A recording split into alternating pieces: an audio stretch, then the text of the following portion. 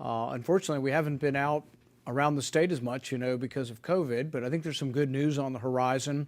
If you look at the Johns Hopkins website on daily incidents, it's been going down dramatically for the last several weeks, probably about 3 weeks now.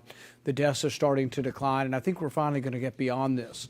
A combination of people developing immunity who have gotten the disease, as well as the vaccines, I think is going to get us beyond this and gets us moving forward.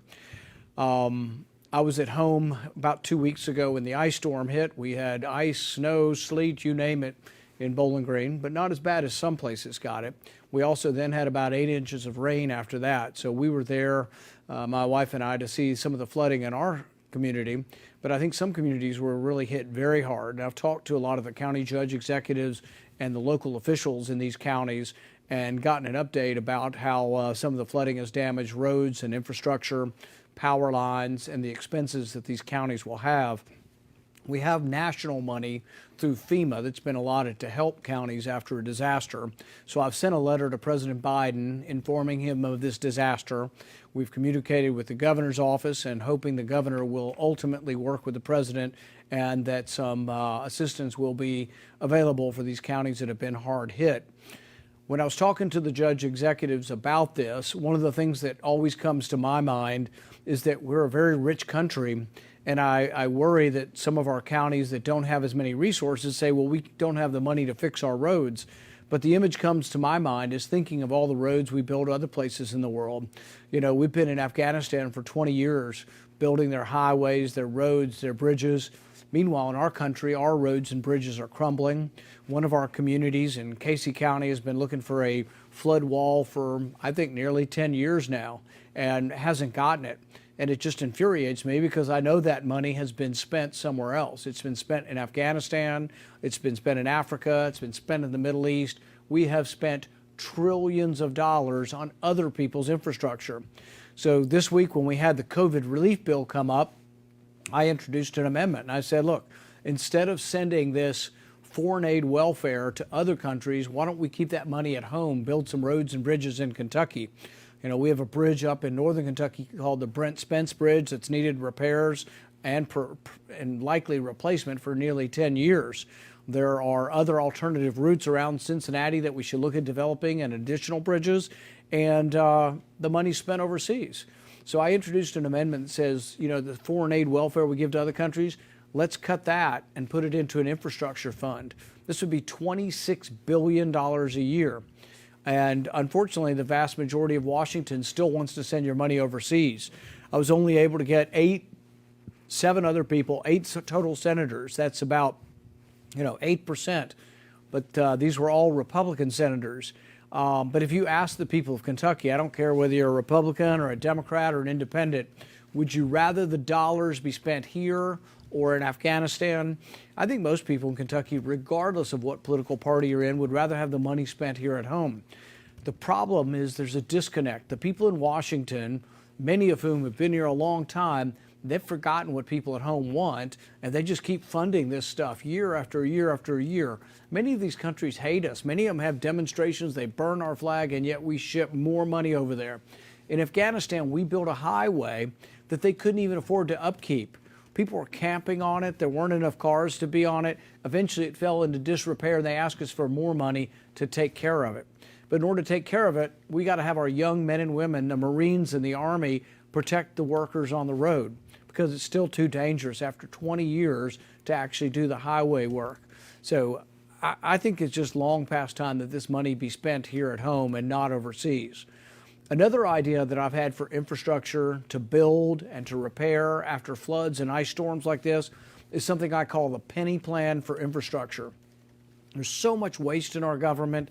I mean, we spend millions of dollars on studies of people taking selfies of themselves to see if they're happier when they look at a picture of themselves smiling.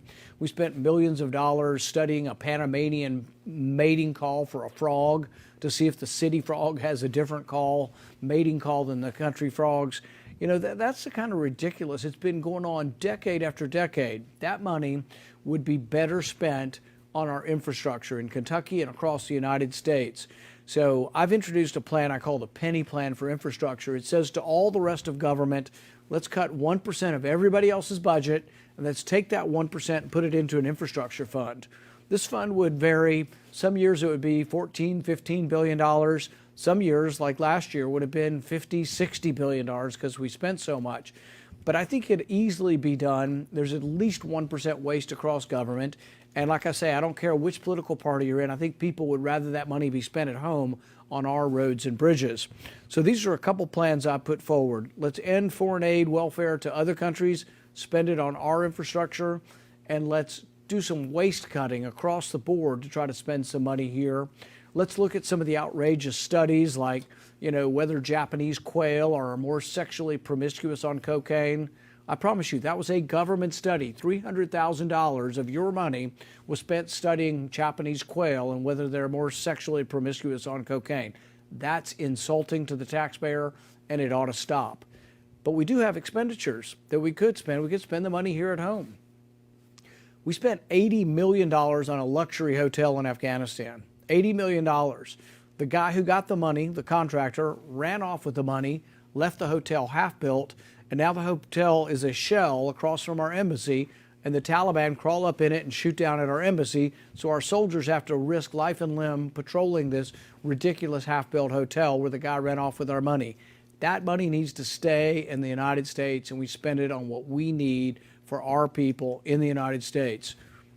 It's not happening, and you need to call your representatives and let them know you're unhappy with your money being spent overseas and you'd rather have it spent here at home. With regard to activities, there's a couple things that have been going on in the state that are very important.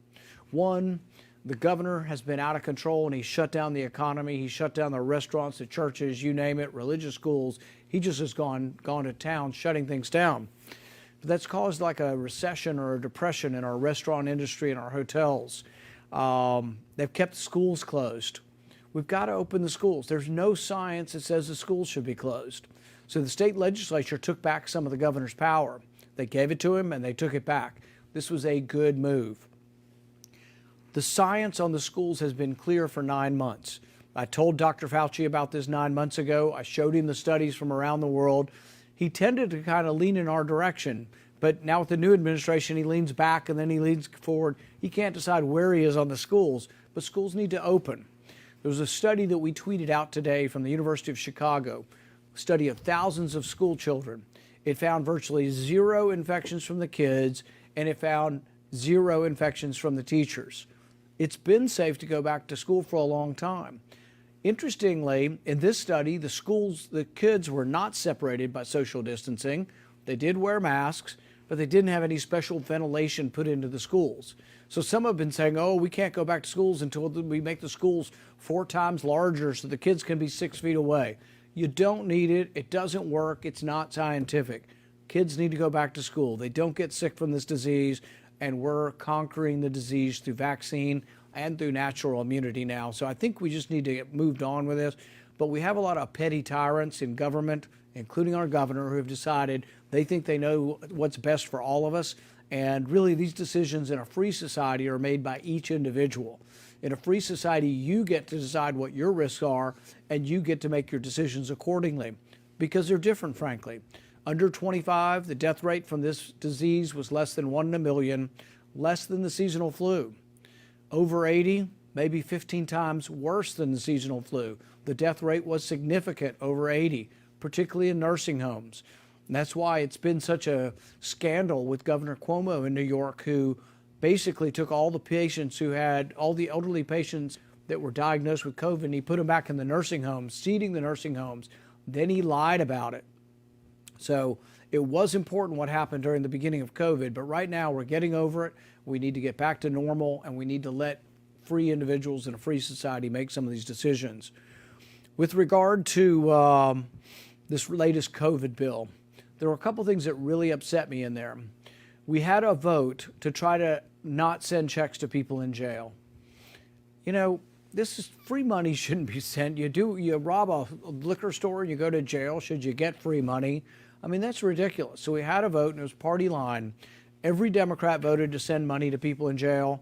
Every Republican said that's not something we should do with our money. You shouldn't get a present or a gift while you're in jail. We also have had some votes recently on dead people receiving checks. Now you think we're making that up. How could that be? But in the summertime, 1.1 million dead people got stimulus checks for over $1 billion. I introduced legislation. I got it to the Senate floor. We got it passed unanimously in the Senate. But then a senator got unhappy and he ran to the House and he got the House to block it. So what ended up happening is they came back and they said, oh, well, we can stop paying checks to dead people, but only if we do it over a 3-year period. And I'm like, really? You want to keep sending checks to dead people over 3 years? It's going to take you 3 years to fix this? See, this is why people get frustrated with government. If government can't even stop sending checks to dead people and can't fix it in less than 3 years, maybe a lot of these people ought to be fired. Maybe we ought to change a lot of folks if they can't do it. But the bill to fix this was opposed ultimately by Democrats, and we didn't get it through. We got through one that's going to fix it in 3 years. But that to me is still disappointing. But I think what we need to do is all pull together, support each other, and open the economy. It's time to end these lockdowns. It's time to move on. It's time to try to encourage people who are vulnerable to take the vaccine, and let's move on with our lives. Let's try to get back to normal as quickly as possible. I am positive that we are going to thrive in Kentucky and that our country will thrive. We have such a great country with such a great backbone of the Constitution and those freedoms that are enshrined there that we can thrive again. I want to be part of that. I want to hear from you on how we can do a better job and what we can do to help you in Kentucky. So with that, why don't we